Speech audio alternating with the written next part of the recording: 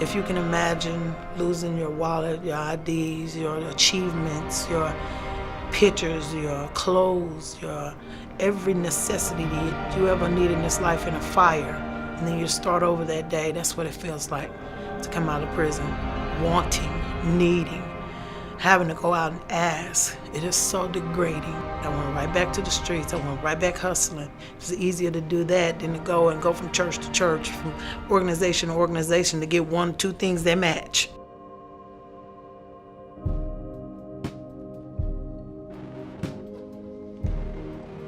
I have been in and out of prison since the beginning of '91. I re-entered the system like 7 times. Coming back out on the streets, hustling, doing drugs, everything under the sun. We're spending more today on corrections than we ever have in the history of our state from a financial standpoint, where corrections is the 3rd largest expenditure in state government. And yet for all the money that we're spending and for all the people that we're incarcerating, our public safety rating is no better off than it was 10 years ago. I'm very concerned that the state of Oklahoma is not going to be able to sustain the current trend when it comes to how we're dealing with people, particularly low-risk nonviolent offenders who stumble and are convicted of a crime and receive no sort of help or no sort of assistance when it comes to re-entering society once they've paid their debt and served their time. TEEM is to say, yeah, you may have done that, but we're here to say we think you can make better choices, and we're going to help you, we're going to empower you to do that. What happens currently for a person who is near the end of their sentence and transitions from prison back into our community is that the state of Oklahoma will give that individual $50 and a bus ticket without any sort of direction or without any sort of place to go and perhaps obtain the job training or the educational skills necessary to succeed. As we talk today, our prisons are currently at 99.3% capacity. The Department of Corrections just recently announced that we're completely out of bed space for female offenders. Unfortunately, in the state of Oklahoma, we incarcerate female offenders at nearly twice the national average per capita.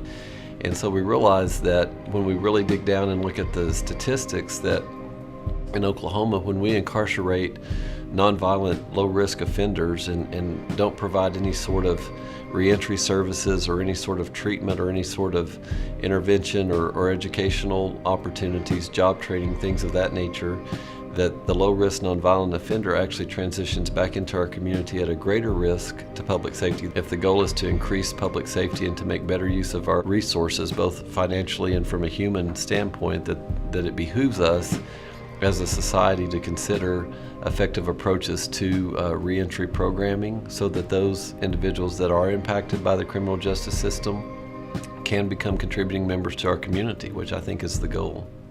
The 3 things that TEEM focuses on are education, social services, and job placement. A lot of our students coming in have not had the chance or opportunity to finish their high school education, and the reality is for most of them to be able to get jobs, you have to have a minimum of a GED.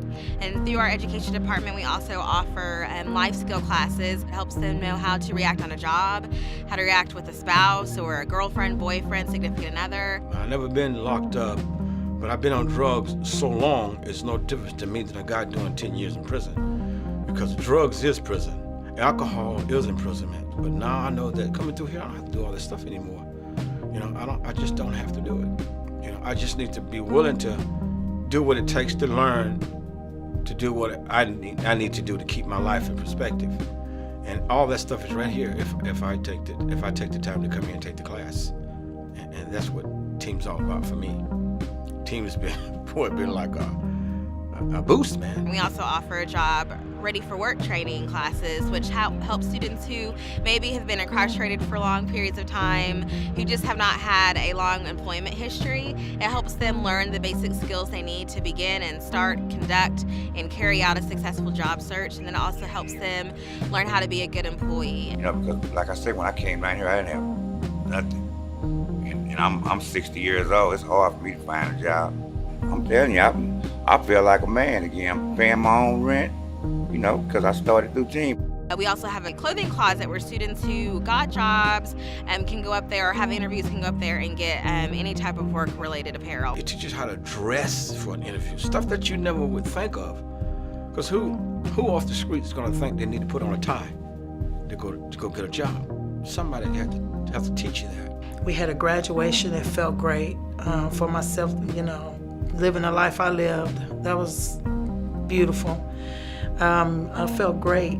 The difference between when they walked in on Monday morning and when they graduate on Friday and get that certificate of completion after just the 1 week, that's what we're about. And that's what we go to the public saying, we need your time and resources to continue to do this and do this to an even wider group of people. They wasn't just helping me with the things that I needed, deodorant and clothes and things to go out for a job, but they were helping me in my core.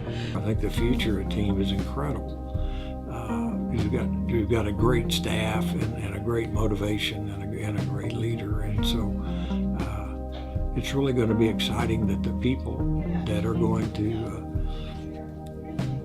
be better because they get to come to TEEM and experience unconditional love, acceptance, forgiveness, and hope, and hopefully leave not just with hope, but as we talked about earlier, the tools with which to realize that, and a place they can come back for restoration and nourishment. And so that's the wonder of TEEM, I think.